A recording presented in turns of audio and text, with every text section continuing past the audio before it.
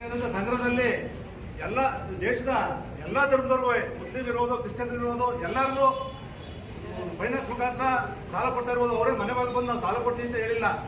ಕಷ್ಟಗಳಿಗೆ ಅದು ಆಧಾರರಹಿತವಾಗಿ ಏನು ಮಾಡಬೇಕು ಅದನ್ನ ರೂಲ್ಸ್ ಪ್ರಕಾರ ಮಾಡ್ತಾ ಇದ್ದಾರೆ. ಇಲ್ಲಿ ಆ ಕ್ಷೇತ್ರದಲ್ಲಿ ಯಾವುದೇ ರೀತಿ ಮತಾಂತರಕ್ಕೆ ಅವಕಾಶ ಇಲ್ಲ, ಅಜಾನ್ ಹೋಗೋದಕ್ಕೆ ಅವಕಾಶ ಇಲ್ಲ. ಇದನ್ನ ಮಾಡಲೇಬೇಕು ಅಂತ ಒಂದು ಕೆಲವು ದುಷ್ಟಶಕ್ತಿಗಳು ಇದೊಂಥರ ಜಿಹಾದ್, ಈ ಲವ್ ಜಿಹಾದ್ ಯಾವ ಥರ ನಡೆಯುತ್ತೋ ಅದೇ ರೀತಿ ಇದು ಒಂಥರ ನಮ್ಮ ದೇವರ ವಿರುದ್ಧ ಧರ್ಮದ ದೇವರ ಬಗ್ಗೆ ಒಂದು ಜಿಹಾದ್ ನಡೀತಾ ಇದೆ. ಇದಕ್ಕೆ ನಾವು ಯಾವುದೇ ಕಾರಣಕ್ಕೂ ಅವಕಾಶ ಕೊಡಲ್ಲ. ಇವತ್ತು ಟಿಪ್ಪುನ ಸಾಂಕೇತಿಕವಾಗಿ AC ಮೇಡಮ್ ಅವರಿಗೆ ಮನವಿ ಕೊಟ್ಟಿದ್ದೀವಿ.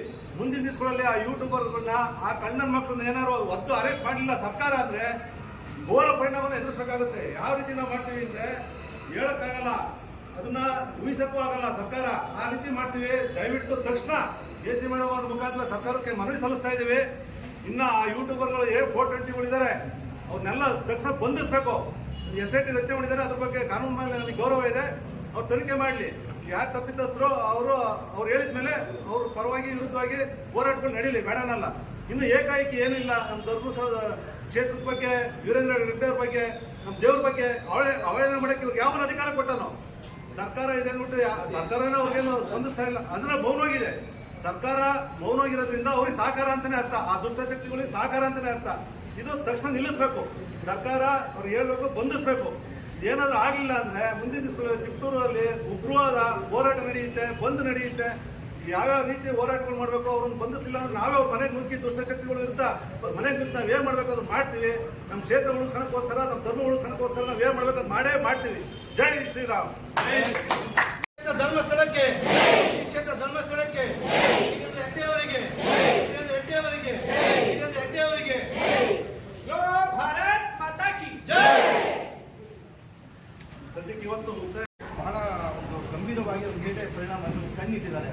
ಕಣ್ಣಿಟ್ಟು ಇವತ್ತು ಏನು ಮಾಡ್ತಾರೆ, ಹಿಂದೂಗಳ ಭಾವನೆ ಅಶಾಂತಿಗೆ ತಕ್ಕಂತೆ ಅಶಾಂತಿ ಸೃಷ್ಟಿಯಾದ ಜಾಗಗಳಲ್ಲಿ ಯಾವುದೇ ಒಬ್ಬ ವ್ಯಕ್ತಿ ಏನೇ ಒಂದು ಮೆಸೇಜ್ ಆಗ್ತಾರೆ ಇಮ್ಮಿಡಿಯೇಟ್ ಕರ್ಕೊಂಡು ಕೂತ್ಕೊಂಡು ಅವ್ರ ಬಗ್ಗೆ ಆ ಹೇಳಿಕೆ ಇರ್ಬೋದು ಇನ್ನೊಂದು ಮುಟ್ಟು ತಗೊಂಡು ಅವ್ರ ಮೇಲೆ ಕೇಸ್ ಮಾಡತಕ್ಕಂಥ ಕೆಲಸಗಳನ್ನ ಮಾಡ್ತಿದ್ದೇವೆ.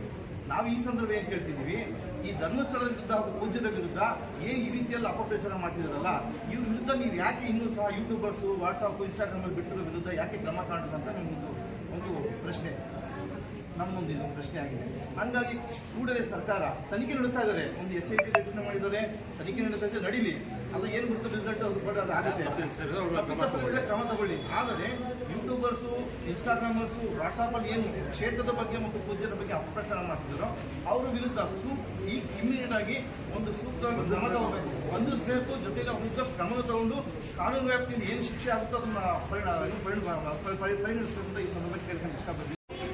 ಅದರಿಂದ ನಾವು ನಾವು ಏನು ಇದನ್ನು ತೊಗೊಂಡಿದ್ದೀವೋ ಪೂಜ್ಯರು ನಮಗೆ ಭಾಳ ಹೆಲ್ಪ್ ಮಾಡಿದ್ದಾರೆ, ಅಭಿವೃದ್ಧಿ ಹೊಂದಿದ್ದಾರೆ. ಹೆಣ್ಮಕ್ಳು ಬೇರೆ ಹೋಗಿ ಕೈ ಚಾಚಿರ್ತಾರೆ, ಲಕ್ಷಾಂತರ ರೂಪಾಯಿ ವ್ಯವಹಾರ ಮಾಡಿಕೊಟ್ಟು ನಮಗೆ ಬ್ಯಾಂಕಿಂದ ಅದನ್ನು ಅಭಿವೃದ್ಧಿ ಮಾಡಿದ್ದಾರೆ. ಪೂಜ್ಯರ ಬಗ್ಗೆ ಅವಹೇಳನವಾಗಿ ಮಾತಾಡಿರೋದ್ರಿಂದ ತುಂಬ ನೋವಾಗುತ್ತೆ.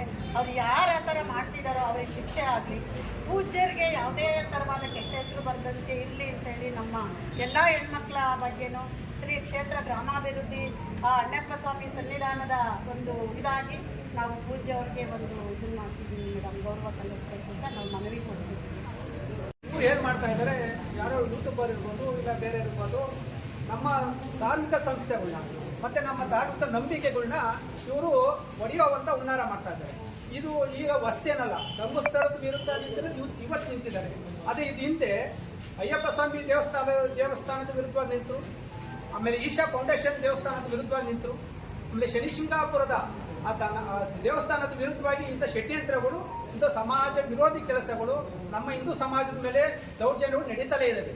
ಬಂಧುಗಳೇ, ನಾವು ಏನು ಮಾಡಬೇಕು, ಈಗ ನಮ್ಮ ಧಾರ್ಮಿಕ ನಂಬಿಕೆನೇ ಹೊಡಿತಾ ಇದ್ದಾರೆ. ಇವರು ಕಾನೂನಾತ್ಮಕವಾಗಿ ಸಂವಿಧಾನದ ಕಾನೂನು ಅಡಿಯಲ್ಲಿ ಕೆಲಸ ಮಾಡಲಿ.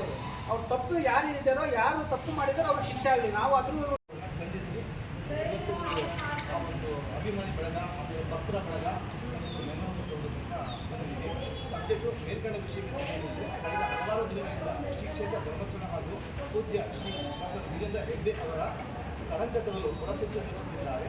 ಅಲ್ಲದೆ ಆಧಾರ ರಹಿತ ಆರೋಪಗಳನ್ನು ಮಾಡುತ್ತಾ ಭಕ್ತರ ಭಾವನೆಗಳಿಗೆ ಧಕ್ಕೆ ಉಂಟಾಗುವಂತೆ ನಡೆದುಕೊಳ್ಳುತ್ತಿದ್ದಾರೆ. ಸಾಮಾಜಿಕ ಜಾಲತಾಣಗಳಲ್ಲಿ ಕೆಲವು ಯೂಟ್ಯೂಬರ್ಗಳು ಮನಸ್ಸೋ ಇಚ್ಛೆ ಆರೋಪಗಳನ್ನು ಮಾಡುತ್ತಿರುವುದು ಖಂಡನೀಯ.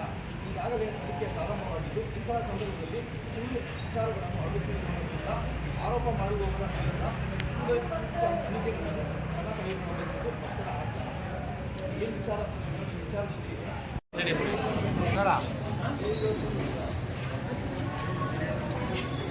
ಮುಂದಕ್ಕೆ ಎಲ್ಲರೂ